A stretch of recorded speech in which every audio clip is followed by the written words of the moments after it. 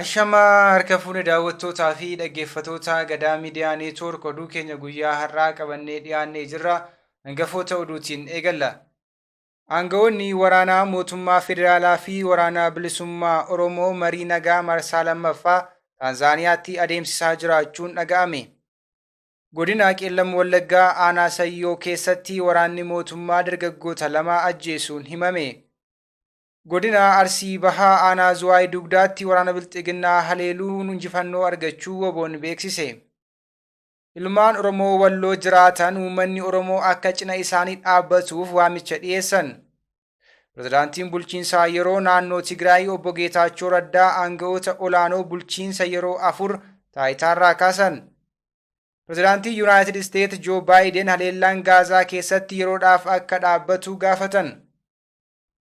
Kunneen hangafoota oduu turanii amma bal'ina oduutti dabarraa oduu wajjin ana Maanu'eel Laggaati. Aangawoonni olaanoon waraana mootummaa federaalaa fi waraana bilisummaa Oromoo marii nagaa marsaa lammaffaa Taanzaaniyaatti adeemsisaa jiraachuun dhaga'ame. Waraanni bilisummaa Oromoo fi mootummaan federaalaa Itoophiyaa Taanzaaniyaatti marii nagaa gaggeessaa jiraachuu maddeen dhimmichatti dhiheenya qaban irraa odeeffadheera jechuun BBC'n Afaan Oromoo gabaase. Mariin nagaa kun guyyoota muraasa darbeerraa kaasee gaggeeffamaa kan jiru yoo ta'u, ammattis hooggantoota waraanaa qaamolee lachuu kan irratti argamanidha jechuun ifatti yoomii kaasee akka eegale wanti ibsame hin jiru. Dabalataanis marii miilanaa Taanzaaniyaatti adeemsifamaa jiru kanaan hooggantoota mootummaa Itoophiyaas ta'ee gama WBO'tiin eenyu akka irratti hirmaataa jirus ta'e waa'ee odeeffannoo kan biraas waan jedhan hanga oduun kun qophaa'etti hin dhaga'amne. Marii nagaa waraana bilisummaa Oromoo fi mootummaa Itoophiyaa gidduutti ji'a dura geggeeffamee ture IGAD adda durummaan bakka Ameerikaa, Noorweey fi Keeniyaan jiranitti haala mijeessaa turuun isaa ni yaadatama. Kanaan dura marii nagaa eebila bara 2023 gara dhumaarraa kaasee Taanzaaniyaa olola Zaanzibaar riizoortii Emirlaanditti geggeeffameen wal dhibdee jiru karaa nagaan furuun akka danda'amuuf qaamoleen lamaan maricha itti fufuun barbaachisaa ta'uu irratti waliigaltee irra gahuun xumuruun isaanii ni yaadatama. Yeroo sanatti qaamoleen lamaan mariin dabalataa akka barbaachisu eeranis yoomii fi eessatti geggeeffama kan jedhu garuu hin ibsine ture. Marii jalqabaa sanaan haala gaariin geggeeffamaa kan turee fi walhubannaan jiraachuu kaasanii dhimmoota tokko tokko irratti sadarkaa marii jalqabaa kanaa irratti waliigaltee irra hin gahamin hafuu ibsi qaamoleen lamaan baasan addeesseera. Garuu dhimmoota kamirratti wal ta'uun kamirratti ammoo wal ta'uu dhaban kan jedhu bal'inaan hin ibsamin tureera. Godina Qeellam Wallaggaa aanaa Sayyoo keessatti waraanni mootummaa dargaggoota lama ajjeesuun dhaga'ame. Bara mootummaa Bilxiginnaa keessaa dargaggoonni Oromoo haala suukkanneessaan ajjeefamaa jiru. Haaluma kanaan gaafa 6 bara 2023 waraanni Bilxiginnaa godina Qeellam Wallaggaa aanaa Sayyoo ganda Eeshoo jedhamu keessatti dargaggoota lama kan maqaan isaanii Lataa fi Ashannaafii jedhaman rasaasa itti roobsuun ajjeesuun dhaga'ame. Waraanni mootummaa namoota nagaa ajjeesan kanneen magaalaa Dambidolloo irraa gara ganda Eeshootti sochii taasisuun akka ajjeesan kan himan jiraattonni dargaggoon Lataa jedhamu dhalataa aanaa Sayyoo ganda Eeshoo kan ta'ee fi Ashannaafiin ammoo ganda Weesh irraa gara sana akka adeemetu himame. Akka maddeen jedhanitti aanaa Sayyoo keessatti haalli nageenyaa ulfaataa ta'uun yeroo ammaa kanatti namni nagaan bahee galuun yaaddoo ta'aa dhufeeraa jedhaniiru. Godina Arsii Bahaa aanaa Zuwaay Dugdaatti waraana Bilxiginnaa haleeluun injifannoo argachuu isaa waraanni bilisummaa Oromoo beeksise. Waraanni bilisummaa Oromoo tarkaanfii cimaa waraana Bilxiginnaa irratti fudhatu jabeessee itti fufuudhaan gaafa 5 bara 2023 kibba bahaa Oromiyaa godina Arsii Bahaa keessatti waraana mootummaa haleeluu beeksiseera. Haleellaa kanaan waraanni bilisummaa Oromoo zoonii kibba bahaa Oromiyaatti Cibraan Jaalladhii Gammadaa godina Arsii Bahaa aanaa Zuwaay Dugdaa ganda Bookaa iddoo addaa Saffarraa jedhamutti waraana Bilxiginnaa maqaa sakatta'aa WBO jedhuun bobba'anii uummata nagaa saamichaa fi daraa irratti geggeessaa turan irratti tarkaanfii haxxee hidhee guyyaa keessaa sa'a 9 irraa kaasee hanga sa'aatii 12:10tti fudhateen loltoota sirnichaa 53 ajjeesuun 90 ammoo madoon adabeera.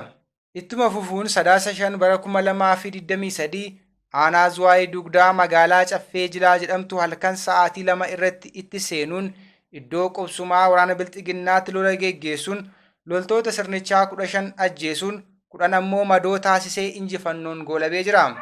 Woboon tarkaanfii isaa jabaa itti fufuun sadaasa 6 bara 2023 loltoota Bilxiginnaa aanaa Doddotaa irraa gara ganda Bookaa iddoo lolli gaafa sadaasa 5 bara 2023 tureetti humna dabalataa waraanaa achitti lolameef aanicha irraa akka madoo fi reeffa baasaniif ergamanii ooraalii lamaan dhufaa turan odeessa argachuun haxxee hidhee haleelee loltoota sirnichaa 22 ajjeesuun 8 ammoo madoo taasisuun of duuba deebiseera. Lola kanaanis meeshaalee hedduu booji'uun mooraa qabsoo bilisummaa Oromoof galii taasisee jiraachuunis ibsameera. Ilmaan Oromoo Walloo jiraatan uummanni Oromoo akka isaan cina dhaabbatuuf waamicha dhiyeessan. Finxaaleeyyiin faannoo haleellaa uummata Oromoo Walloo irratti bananiin namoonni nagaan 18 ta'an lubbuun isaanii darbuu jiraattonni himaniiru. Yeroo dheeraaf mootummaan finxaaleeyyii Amaaraa faannoo Amaaraa jechuun of waaman uummata Oromoo Walloo irratti haleellaa banuun yakka ajjeechaa fi miidhaa qaamaa dhaqqabsiisuu erga eegalanii waggoota lakkoofsisee jira. Finxaaleeyyiin kunneen yakka ajjeechaa, miidhaa qaamaa fi saamicha kana kan raawwatan ammoo daangaa Oromiyaa cabsanii seenuun akka ta'e jiraattonni kan himan yoo ta'an kun ammoo Oromoo Walloo irratti yaaddoo guddaa ta'aa kan turedha. Jimaata darbeerraa eegalee hidhattoonni finxaaleeyyii faannoo haleellaa uummata nagaa Walloo irratti raawwataniin lubbuun namoota 18 darbee jiraachuu jiraattonni miidiyaalee adda addaatti himaa jiru. Haleellaa finxaaleeyyiin kunneen bananiin saamichi raawwatamee jiraachuurra darbee hawaasa Oromoo Walloo biratti namoota jajjaboo ta'an dhabnee jira jechuun komii kaasaa jiraachuunis dhaga'ameera. Kaayyoon finxaaleeyyii faannoo inni ijoon uummata Oromoo Walloo balleessuu, qe'ee fi qabeenya isaa irraa buqqaasuu akka ta'ee fi dabalataan ammoo fonqolcha mootummaa irratti raawwachuu akka ta'e jiraattonni irra deddeebiin ibsaa jiru. Yeroo ammaa kanas uummanni haala yaaddessaa keessa jiraachuu jiraattonni kan dubbatan. Hidhattoonni kunneen wayita daangaa cabsanii bulchiinsa Oromoo Walloo keessa seenan rasaasaan namaa fi horii ajjeesu, qotee bultootaa fi horsiisee bultoota naannicha keessa jiraatan buqqisuu fi saamicha kan raawwatan ta'uu jiraattonni kun himan. Wayita rakkoon akkanaa uumamutti mootummaan naannichaa cal'isee nurratti ilaaluun isaas rakkoo guddaa nutti fidaa jira jechuunis komataniiru. Kanaafuu ilmaan Oromoo goleelee Oromiyaa hunda keessa jirtan duula sanyii duguuggaa nurratti adeemsifamaa jiru kana akka nu waliin hiriirtan jechuun waamicha dhiyeessaniiru. Dabalataan mootummaan federaalaa rakkoo kanaaf xiyyeeffannaa kennuun qaamolee uummata irratti miidhaa dhaqqabsiisaa jiran irratti tarkaanfii akka fudhatanis jiraattonni godina Walloo gaafataniiru. Pirezidaantiin yeroo naannoo Tigraay obbo Geetaachoo Raddaa aangawoota olaanoo bulchiinsa yeroo naannichaa 4 aangoorraa kaasuun dhaga'ame. Kanneen aangoorraa kaafaman keessaa sadarkaa itti aanaa pirezidaantii bulchiinsa yerootti gorsaa ijaarsa uummataa kan ta'an obbo Alam Gabrawahid tokkodha. Akkasumas itti gaafatamaa waajjira pirezidaantii bulchiinsa yeroo kan ta'an obbo Amaanu'eel Asaffaa, bulchituu godina Bahaa Kibbaa Liyaa Kaasaa fi bulchaan godina Lixaa Kaabaa obbo Takilaay Gabramadiin kanneen aangoorraa kaafaman keessaati jedhameera. Qondaalonni kunneen xalayaa obbo Geetaachoo Raddaatiin mallattaa'een onkololeessa 25 fi 26 bara 2023 irraa kaasee aangoo isaanirraa kaafamuun himame. Obbo Alam Gabrawaahidiin miseensa koree hojii raawwachiiftuu TPLF fi itti gaafatamaa waajjira paartichaa yoo ta'an, obbo Amaanu'eel Asaffaa, Liyaa Kaasaa fi Takilaay Gabramadiin ammoo miseensota koree giddu galaa TPLF'ti. Haa ta'u malee paartichi aangawoonni kunneen bulchiinsa yeroo keessaa akka bahan taasifamuu isaanii ilaalchise hanga ammaatti kan jedhe hin jiru. Yeroo dhiyoo asitti bulchiinsa yeroo fi TPLF gidduutti garaagarummaan uumamee ifatti mul'ataa kan jiru fakkaata. Guyyoota muraasa dura walgahii dabballoonni TPLF waamanii turan pirezidaantiin bulchiinsa yeroo beekamtii isaatiin ala kan waamamedha jechuun walgahicha bittinsuun isaa ni yaadatama. Taateen kunis aangawoota olaanoo TPLF gidduutti garaagarummaa yaadaa kan uume yoo ta'u, miseensi koree giddu galaa fi pirezidaantiin bulchiinsa yeroo walgahichi akka hin geggeeffamneef tarkaanfiin fudhatan kan adeemsa dhaabichaa hin hordofnedha jechuun paartichi qeeqee ture. Mootummaan federaalaa fi TPLF waraana cimaa waggaa 2 geggeeffamaa ture dhuma itti gochuuf erga waliigaltee nagaa Afrikaa Kibbaa Piriitooriyaatti mallatteessanii booda obbo Geetaachoo Raddaa naannicha yeroodhaaf akka dursaniif ministeera muummee Itoophiyaa Abiyyi Ahmadiin muudamuun isaanii ni yaadatama. Obbo Geetaachoon bulchiinsi yeroo baatiiwwan 9 lakkoofsisulleen godinaalee fi aanaalee naannoo Tigraay keessatti argaman hunda keessatti caasaa diriirfachuun akka hin dandeenye dubbatanii turan. Obbo Geetaachoon hojiiwwan irraa eegamu raawwachuudhaaf gufuuwwan akka turan ibsuun bulchiinsi isaanii godinaalee fi aanaalee keessatti hundee gadi fageeffachuu dadhabuunsaa fi aanaaleen tokko tokko qaama bulchiinsa yeroo ta'uu isaanii akka hin fudhanne kan taasisan sochii qindaa'aan jiraachuu dubbachuun isaanis ni yaadatama.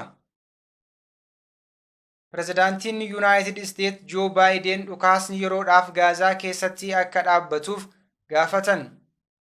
Haleellaan Gaazaa yeroodhaaf akka dhaabbatu ministeera muummee Beenjaamin Neetanaa'uun gaafachuu isaanii pirezidaantiin Ameerikaa Joo Baayiden dubbatan. Dubbii himaan Waayit Haawus dureewwan Ameerikaa fi Israa'el marii guyyaa wiixata taasisaniin haleellaa Israa'el Gaazaa irratti raawwataa jirtuun deeggarsa namoomaa fi kanneen butaman gadhiisisuuf yeroo gabaabaaf dhaabuuf mari'achuu beeksise. Baayiden haleellichi guyyoota 3 akka dhaabbatu yaada dhiyeessanii jechuun gaaffii gaazexeessaa irraa dhiyaateefii ture. Baayiden gaaffii isaaniif deebii yoo kennan waa'ee dheerina guyyaa irratti deebii homaa hin kennine. Waashingiteeniin dabalatee biyyoonni lixaa hedduun Israa'el yoo dhukaasa dhaabde Hamaasiif haala mijeessa ejjennoo jedhu deeggaru. Egaan kabajamtoota daawwattootaa fi dhaggeeffattoota Gadaa Miidiyaa Neetwoork oduu fi odeeffannoo dabalatee qophiilee Gadaa Miidiyaa Neetwoork kanneen biroo karaa toora YouTube chaanaalii Gadaa Miidiyaa Neetwoork sabiskiraayib laayik gochuun hordofuu hin dagatinaa jechaa oduun guyyaa har'aaf qabadhee dhiyaadhee kana fakkaata ture ana wajjin sa'aatii oduutti walitti deebina. Hangasittuu qophiilee Gadaa Miidiyaa Neetwoork kanneen biroo wajjin turtii gaarii.